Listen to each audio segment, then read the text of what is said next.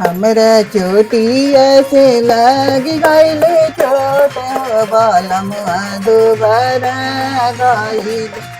हमरा चोटिया से लग गईल चोट हो बालमुआ दोबारा गईल।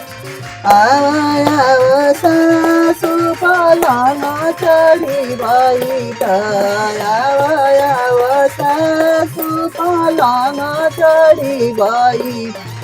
अपना बबुआ के हो रलिस पियावा हो बालमुआ दोबारा गईले। अपना बबुआ के हो रलिस पियावा हो बालमुआ दोबारा गईले।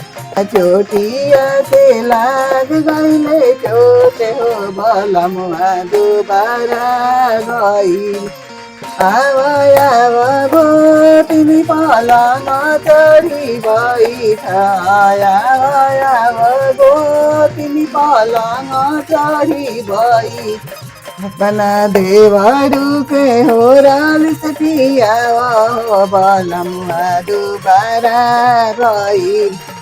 आव ननद पलंग चढ़ी बैठा, आव ननद पलंग चढ़ी बैठा। अपना भैया के टावन के पियावा हो बालमुआ दोबारा गईल। अपना भैया के टावन के पियावा हो बालमुआ दोबारा गईल। हमरा चोटिया से लागी गईल चोट हो बालमुआ दोबारा गईल।